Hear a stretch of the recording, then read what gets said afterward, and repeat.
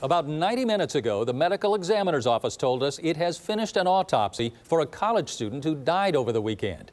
Florida A&M University drum major Robert Champion died on Saturday following the big game at the Citrus Bowl. Channel 9's Darlene Jones is live at the medical examiner's office right now. And Darlene, even though the autopsy is finished, they're not releasing details. No, and we just found out they want to do more testing here at the medical examiner's office, and investigators with the Orange County Sheriff's Office aren't saying much, but I've been monitoring Twitter and Facebook here on my cell phone all day and really since the sudden death Saturday, and there is a lot of talk that Robert Champion was beaten to the point of unconsciousness. 26-year-old Robert Champion always wanted to be in the band. The Atlanta native got his inspiration from his mother and dreamed of teaching music when he graduated from Florida A&M University. Parents shouldn't have to plan a funeral, bury their child. It's hard for his father to believe health issues caused his unexpected death just hours after he led the Marching 100 during halftime of the Florida Classic game. Officials said Champion had trouble breathing, started vomiting, and was found unresponsive at the Rosen Plaza Hotel. I think he was in pretty good condition. He ate and trained and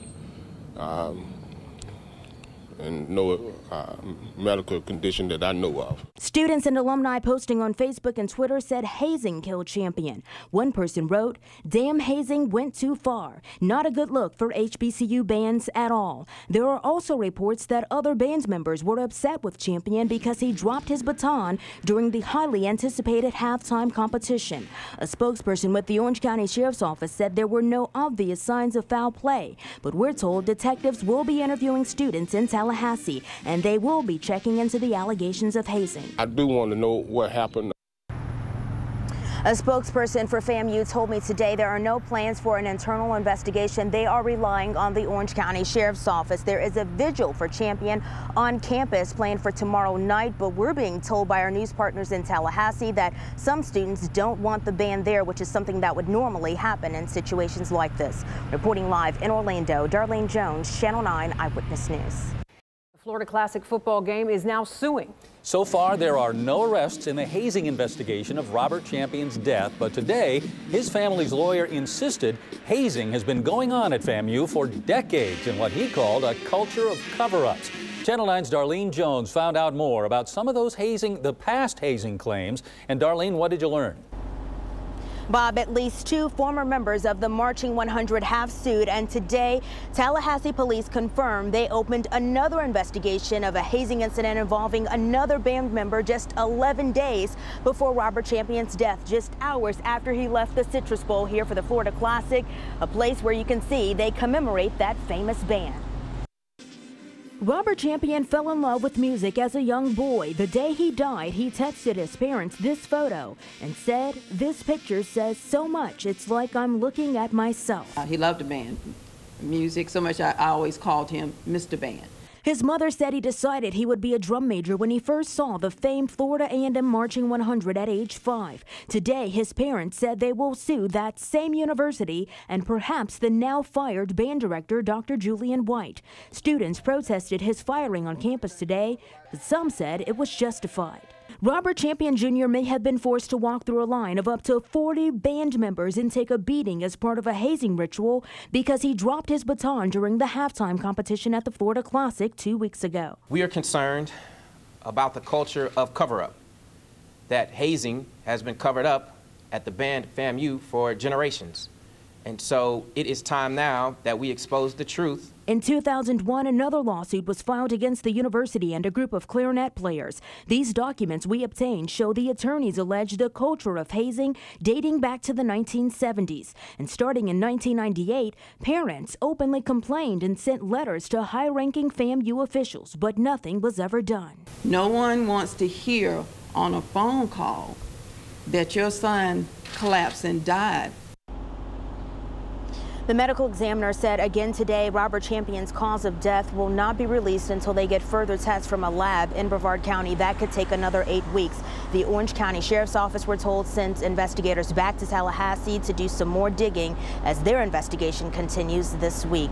Reporting live in Orange County, Darlene Jones, Channel 9 Eyewitness News. New at 5, Channel 9 obtained chilling new details about the alleged hazing students endured to belong to the famed FAMU marching band. Today, sources explained to Channel 9's Darlene Jones why Robert Champion's death after the Florida Classic football game was a direct result of hazing. And a police report 13 years ago reveals in disturbing detail how another student, Ivory Lucky, almost died from his initiation. Eyewitness News requested a copy of this police report from 1998. That's when fired band director Julian White said he told administrators at FAMU he needed help controlling hazing within the famed marching band. Anybody in the band can tell you that my story is hazing. You know, you got to stop hazing. You've got to understand. FAMU clarinet player Ivory Lucky told police in this report he was severely beaten by a group within the band known as the Clones. Lucky's organ shut down after he was beaten by 25 to 30 people, mostly girls. He was forced to lay on the floor with only his toes and elbows touching the floor.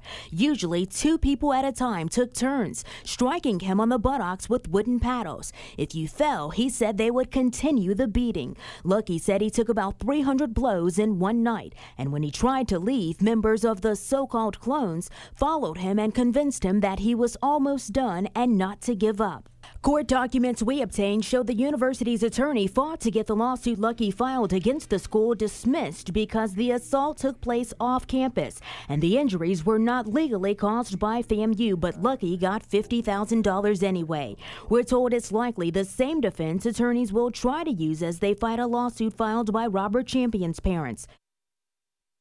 And we also learned today Robert Champion had noticeable bruises consistent with hazing they found during his autopsy. He was forced to run back and forth from the bus while taking fists from up to 40 band members, we're told.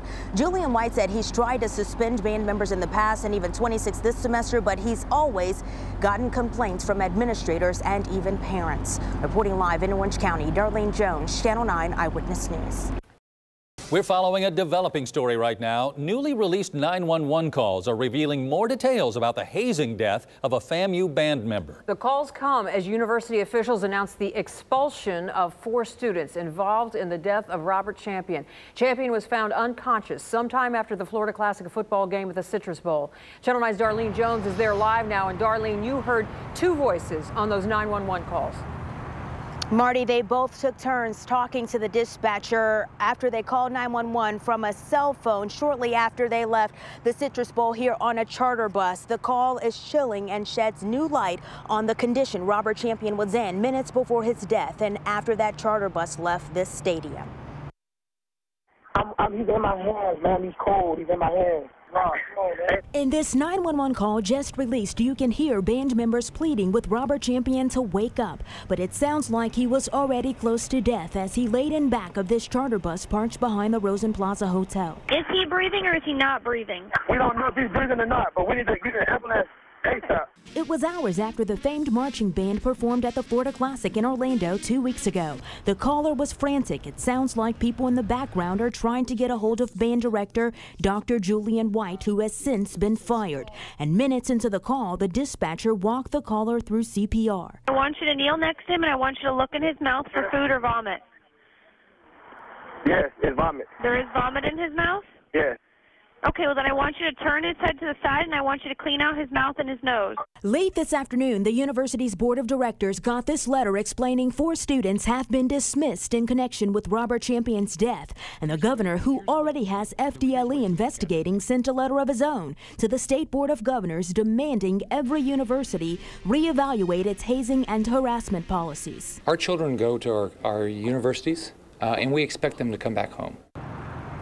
Governor Scott would not say whether he believes the president of FAMU should be fired amid claims that he knew about hazing but ignored it, along with some other administrators. No one has been arrested yet. We checked with the Orange County Sheriff's Office about an hour ago, and we should also mention Monday the task force set up to investigate hazing will meet on the FAMU campus for the first time. Reporting live in Orange County, Darlene Jones, Channel 9 Eyewitness News.